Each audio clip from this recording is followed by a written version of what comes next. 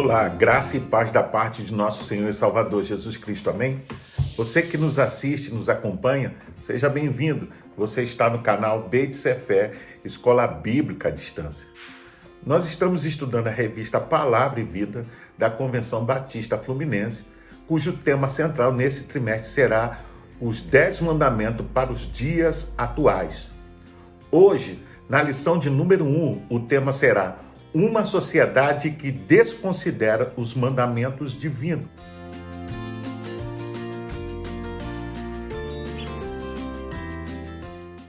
Os historiadores cristãos dividem a trajetória humana desde a criação até os dias atuais em longos períodos de tempo.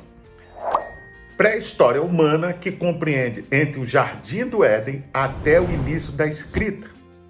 Antiguidade, o período entre 4000 a.C. a 476 d.C. Idade Média, entre 476 a 1453 d.C., que marcou a queda de Constantinopla. A Idade Moderna, que compreende o período de 1453 até 1789, início da Revolução Francesa. A Idade Contemporânea, que compreende entre 1789 a 1989, e a Pós-Modernidade, que tem seu início em 1989 com a queda do Muro de Berlim e durou até 2001, que marcou a queda das Torres Gêmeas nos Estados Unidos. De 2001 até os dias atuais, não há uma definição em que período estamos da nossa história. O sociólogo Zygmunt Bauman defende que o período atual é de uma sociedade líquida, que insiste nas decisões individualistas, pois tudo é relativo. A sociedade atual defende que o pluralismo de ideias deve ser respeitado e que a tolerância necessita estar sempre acima da lei de Deus e dos homens. Os homens tornaram-se amantes de si mesmos, conforme está lá em 2 Timóteo, capítulo 3, do versículo 1 ao 5. Deus e os princípios morais divinos deixam de ser o centro, o início e o fim de tudo. Na sociedade atual, não há espaço para os princípios imutáveis constantes nas Escrituras. O homem de hoje, com seu ego inflado, ocupa todos os espaços. Nos dias atuais, não há espaço para Deus na consciência humana, promovendo assim o desprezo pelo sagrado, o desrespeito pelas leis e a redução do ser de Deus a um mero mordomo, ávido para servir e atender aos mais absurdos desejos humanos. O Senhor Jesus nos exorta a buscar a Deus e a sua justiça antes de tudo. Você pode ver isso em Mateus capítulo 6, versículo 33. Jesus nos diz que devemos fazer do governo soberano de Deus e do nosso responsável relacionamento com o Criador a mais alta prioridade da nossa vida. Na escala de valores desta vida, classificamos que o corpo vale mais que o vestuário. A vida vale mais do que comemos. Entretanto, acima de todas essas coisas terrenas, devemos buscar a comunhão com Deus. Quem opta por entregar a Deus o primeiro lugar da sua vida, desfrutará do cuidado divino. Romanos 8:32. Vamos ler a Bíblia em Oséias, capítulo 4, versículo 6. Meu povo foi destruído por falta de conhecimento. Uma vez que vocês rejeitaram o conhecimento, eu também os rejeito, como meu sacerdote. Uma vez que vocês ignoraram a lei do seu Deus, eu também ignorareis seus filhos. Vamos orar? Pai, nós te agradecemos mais uma vez a oportunidade de poder estudar a tua palavra. Deus, que o Senhor possa abençoar o estudo desta lição e que, de fato, ó Pai, possamos não só ter conhecimento do Senhor, conhecer a história das Escrituras, mas possamos ter um relacionamento íntimo, real com o Senhor. Que possamos, de fato, andarmos segundo os teus mandamentos, Senhor, cumprindo a tua vontade, para que sejamos não mais servos, mas possamos ser considerados como os amigos do Senhor, Pai. Nos ajuda, Pai, a sermos a cada dia melhor do que somos, ó Pai, para que sejamos, Senhor, a cada dia, segundo a imagem do teu Filho Jesus. É a nossa oração e assim fazemos em nome do teu Filho amado Jesus Cristo. Amém.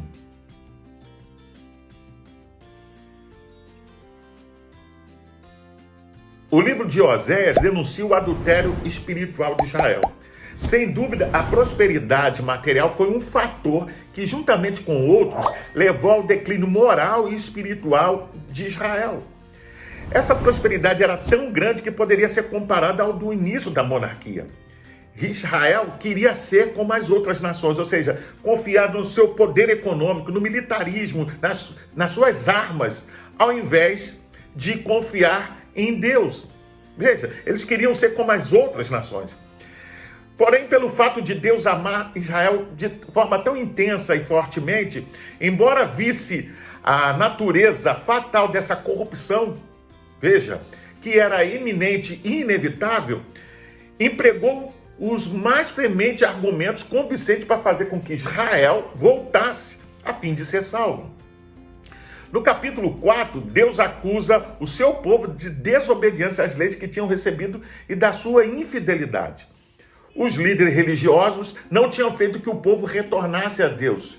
Ou seja, responsabilidade deles de ensinar o povo, de ensiná-los a adorar. E o ritual da prostituição, ou seja, o culto aos outros deuses, estava espalhado em Israel. E tinha substituído a verdadeira adoração. Você pode ver isso em Oséias capítulo 4, versículo 12 e 13. Desta forma, o povo de Israel estava com suas relações verticais interrompidas. O profeta Oséias nos assegura que o povo de Deus não é destruído pelo inimigo, pois dele podemos lutar, resistir e até fugir na tentativa de sobreviver. Não somos destruídos pelas pragas e doenças deste mundo, pois o cuidado com a saúde e o avanço da ciência tende a nos fazer mais saudáveis. O povo de Deus é destruído pela ignorância, pela falta de conhecimento. O que nos destrói definitivamente é a ausência de conhecimento de Deus e dos seus caminhos. O povo de Israel estava sendo aniquilado por falta de conhecimento que vem através da sua lei. Oséias capítulo 4, versículo 1 e 2. Os próprios sacerdotes, intérpretes da lei, estavam recusando o aprendizado e ensino da lei. Observe que Deus diz, o meu povo. A nação de Israel estava perdendo o relacionamento com Deus por conta da falta da observação da lei moral de Deus. Ao rejeitar o conhecimento de Deus e aos seus caminhos, estavam cavando as suas próprias sepulturas. Fé, conhecimento e obediência a Deus são indissociáveis. Eu quero ler a Bíblia em Mateus capítulo 22, versículo 29. Jesus, porém, respondendo, disse: errais, não conhecendo as Escrituras nem o poder de Deus. Ao fazer essa afirmação, Jesus declara aos seus ouvintes que a única maneira pela qual a igreja, ou seja, nós, o seu povo, e os indivíduos podem ser salvos do pecado atualmente é conhecendo ambos, ou seja, as Escrituras e o poder de Deus. A verdadeira ortodoxia só poderá ser preservada através de um cuidadoso e constante estudo da palavra de Deus, ao lado de uma experiência do poder e da presença do Espírito Santo. Ou seja, nós precisamos, como podemos assim dizer, associar tanto o conhecimento como a prática. Ou seja, a nossa vida tem que condizer com as nossas crenças. Alguns dizem que pecar é errar o alvo. Entretanto, podemos errar o alvo tentando acertar. Pecar é desobedecer às leis de Deus. Você pode ver isso em 1 João capítulo 3, versículo 4. São complexas e muito extensas as leis de Deus. Por isso foi dada a Moisés a bênção em resumi-las em 10 grandes mandamentos. São mandamentos e não recomendações ou sugestões, ok? Certamente você já se deparou com uma prova de múltipla escolha. Nesse tipo de avaliação, você poderá optar pelas questões mais fáceis para respondê-las. Se a média escolar for 6, 7 ou 8, convenhamos que não será muito difícil. Muitos de nós confundem os 10 mandamentos como provas escolares. Pensam que Deus, quando nos deu os 10 mandamentos, ou seja, os seus mandamentos, disse a nós: escolha, meus filhos, e obedeça a alguns mandamentos. Contrário a isso, Deus quer que cumpramos todos os seus mandamentos. Êxodo 24, 7. O Novo Testamento é claro em nos dizer que a salvação não vem da lei, vem da fé em Jesus. A lei no passado nos serviu de placas indicativas até que a humanidade chegasse ao Cristo Salvador. Gálatas 3, 23 ao 25. A função disciplinar da lei no passado cessou com a vinda do Senhor Jesus. Romanos 10, 4. Entretanto, a lei agora ainda opera principalmente nos corações dos pecadores com a finalidade de despertá-los para Cristo. Desde que a humanidade optou por ignorar as leis morais de Deus, o caos foi instaurado. Adolf Hitler é o filho gerado pela sociedade moderna. A humanidade que desconhece as leis divinas experimentou 2 grandes guerras mundiais. Se sairmos da visão caótica que apenas amplia momentos de trevas na história e entrarmos nos dramas internos dessa sociedade, veremos um número crescente da violência contra a mulher. Enquanto poucos conseguem pelo menos 3 refeições diárias, existem muitos adultos, jovens e crianças remexendo as latas de lixo em busca de algo para comer. Hoje à noite, alguns terão um colchão, um cobertor para descansar, mas existem pessoas cujo teto sobre si é uma marquise, ok? É o único bem que possui, além de poucas roupas e um pedaço de papelão para repousar o seu corpo. Muitos que dormem sob a marquises não é pela consequência do uso de drogas ou do álcool, mas por causa do desemprego e da miséria. A crescente e incurável epidemia da AIDS é uma triste realidade. As armas de grosso calibre que deveriam apenas serem utilizadas pelas Forças Armadas em defesa da sociedade estão espalhadas nas mãos de homens maus que ameaçam, saqueiam e matam uma população indefesa e acuada. As notícias de que homens-bombas assassinam inocentes por causa de suas insanidades parece não mais alarmar. Tamanha rotina no Oriente Médio. Quantas crianças, jovens, adultos e idosos arriscam suas vidas sobre perigosas embarcações na travessia de mares e rios, na tentativa de se refugiarem em outros países em busca de paz. Crescemos mundialmente. Somos mais de 7 bilhões de habitantes que crescem a cada dia. Temos fama de que vivemos, mas estamos mortos. Apocalipse capítulo 3, versículo 1. A humanidade tem colhido os frutos amargos por causa da sua desobediência. Deuteronômio 28, verso 15. Eu quero ler a Bíblia no livro de Oséias, capítulo 8, versículo 2. A mim me invocam, nosso Deus, nós, Israel, te conhecemos. Infelizmente, este clamor naturalmente era hipócrita. Israel fingia conhecer a Deus, ao mesmo tempo que negava continuamente conhecê-lo através da sua rebeldia, pois desobedeciam as leis e os mandamentos de Deus.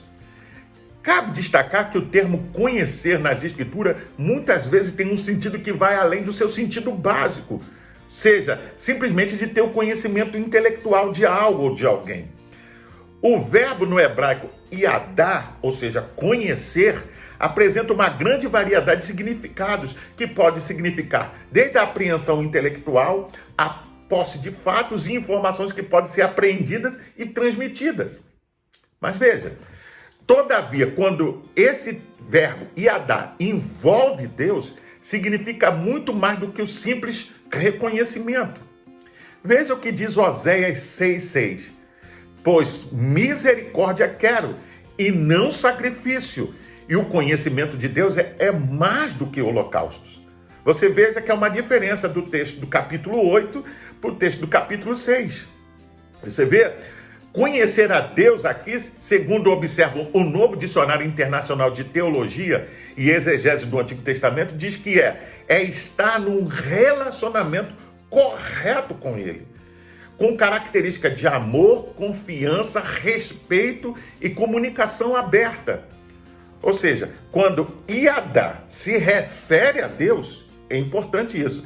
Explica outra obra. Significa um envolvimento intenso, que vai além de um mero conhecimento ou um relacionamento cognitivo. Você pode pesquisar isso no léxico teológico do Antigo Testamento, ok? Então, você compreende que o relacionamento com Deus é muito mais do que um conhecimento. Por que eu disse que era hipócrita aquela declaração de que conhecia? Por quê? Porque ao mesmo tempo que eles cultuavam a Deus, eles desobedeciam o mandamento, eles cultuavam outros deuses, eles eram injustos socialmente.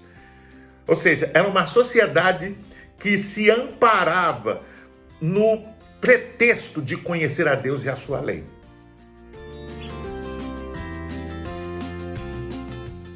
Durante a Segunda Guerra Mundial, e na agonia do holocausto dos judeus, dentro do campo de concentração, existia um acordo algo tácito. As judias que engravidavam dos soldados nazistas tinham direito à liberdade, levando consigo não apenas o filho do ventre, mas também os filhos judeus. Em nome do amor aos filhos, a fim de amenizar seus sofrimentos, muitas judias se prostituíam. Será que esse amor pela família ultrapassava qualquer objeção à lei moral? Será que a fornicação e o sexo ilícito são perdoados por causa do amor? Talvez, por causa desse pseudo-amor, a humanidade tenha encontrado justificativa para relacionamento sexual de indivíduos do mesmo sexo, que constam na certidão de nascimento. Entretanto, é uma prática condenada pela lei de Deus. Veja em Romanos 1, versículo 25 ao 27. Toda atitude sem amor tende a ser ofensiva. Contudo, o aborto para salvar apenas a mãe, a eutanásia a que toma o lugar de Deus para decidir quem vive ou quem morre, jamais pode ser considerados atos de amor, sem antes esbarrar no limite da lei de Deus que diz, não matarás. Êxodo 20, verso 13. Alguns homens estão distorcendo o entendimento do que é o amor, alegando que não estamos mais sob a lei, mas sob a graça. Romanos 6,14. Tomam como exemplo a decisão do Senhor Jesus em perdoar uma mulher pega em adultério, mas mesmo assim a perdoou. João 8, do 1 ao 11. Erroneamente estão se apossando do amor para legalizar seus pecados. Afinal, há quem diga que Moisés nos trouxe a lei que já está ultrapassada, mas Cristo é a única lei. Da mesma forma, no período de Oséias, o comentário bíblico Moody nos diz que o resultado dessa ignorância era a destruição de Israel porque lhe falta o conhecimento. O povo não conhecia a Deus e os seus caminhos.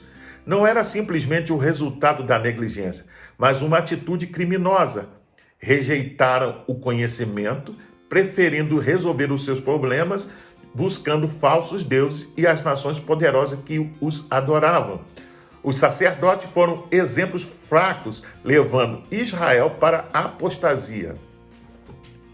Saiba, meu amado ouvinte, que não há sociedade humana que possa prevalecer onde estão ausentes a verdade, o amor e o conhecimento de Deus. Esses são os fundamentos da piedade e da moralidade. Esses são os alicerces da família, da igreja e da sociedade. Com isso, muitos estão justificando seus erros e pecados, sobrepujando a lei em nome do amor. Até cristãos estão trocando de esposas por causa desse pseudo-amor. Jesus não veio para revogar a lei, mas para cumpri-la. Mateus capítulo 5, versículo 17. Ao confrontar os acusadores da mulher pega em adultério, se lembra da história?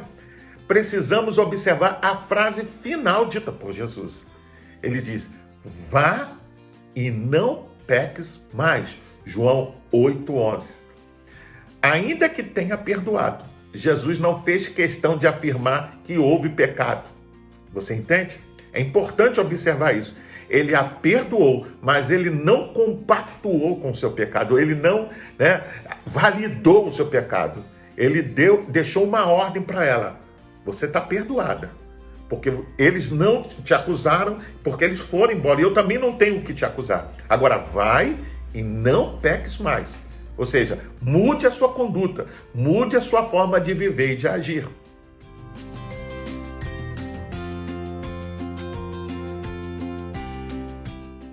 Por fim, a grande questão que muitos ignoram é que, embora Deus tenha sido longânimo, amoroso e misericordioso com o seu povo, veja, os israelitas insistiam em quebrar a lei de Deus e ignorar os convites de arrependimento, tal qual o povo, tal qual as nações nos dias de hoje.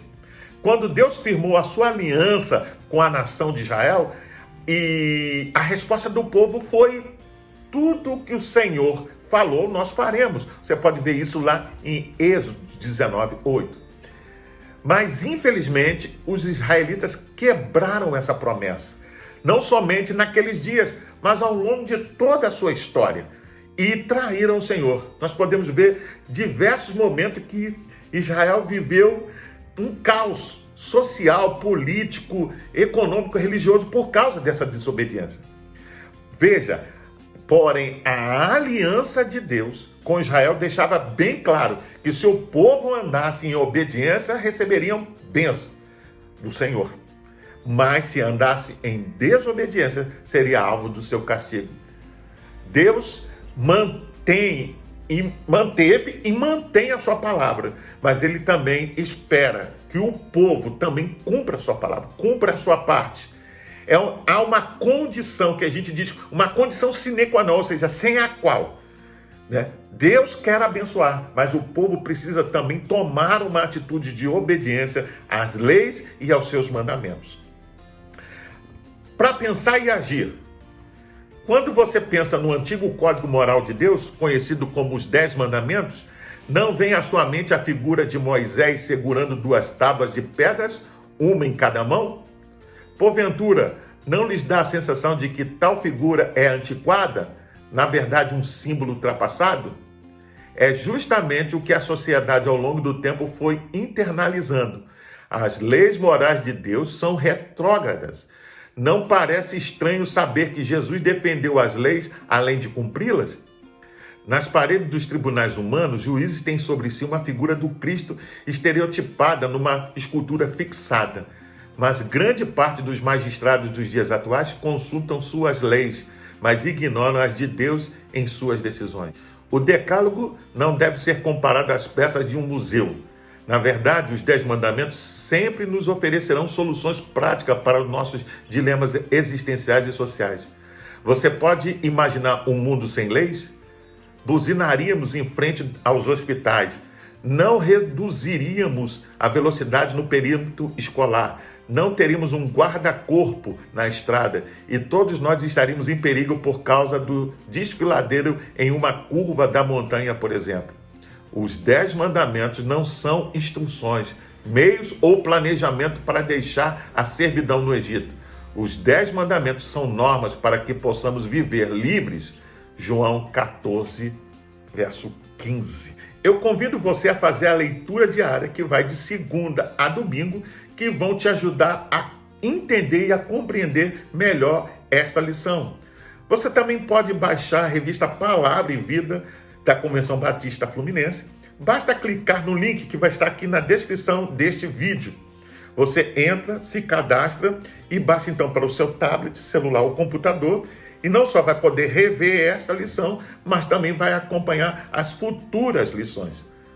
Pois bem, eu sou o pastor Carlos Guerra e você está no canal Beit Sefer, Escola Bíblica à Distância.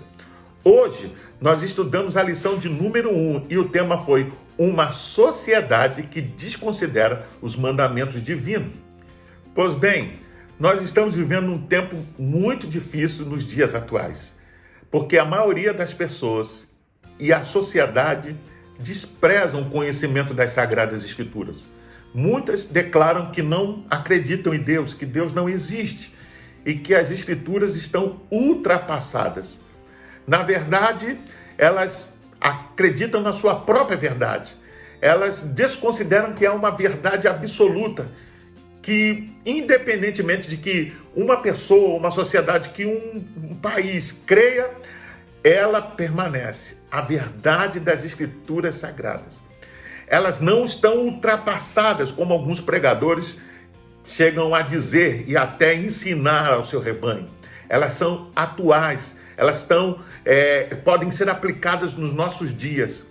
E creio que se nós a observarmos como Deus orientou antigamente ao povo de Israel, como Cristo, a sua igreja, certamente nós iremos ser bem-sucedidos em tudo que fizermos. Cabe a nós, povo de Deus, não só conhecer o Senhor, não só aprender com Ele, mas vivermos, testemunharmos dessa verdade e ensinar a toda a gente que a palavra de Deus é real, é verdadeira e que cada um pode debruçar sobre ela e, buscando a direção do Espírito Santo, pode aprender como aplicá-la na sua vida e ser bem-sucedido em tudo quanto fizer. Para se inscrever nesse canal é rápido, é fácil. Basta apenas clicar aqui embaixo. Deixe um like, faça um comentário, emita a sua opinião. Não esqueça de acionar o sininho para receber as futuras notificações. E não deixe também de compartilhar com seus contatos nas suas redes sociais, para que mais e mais pessoas possam aprender com essa palavra. Vem conosco, fique na paz. Deus te abençoe.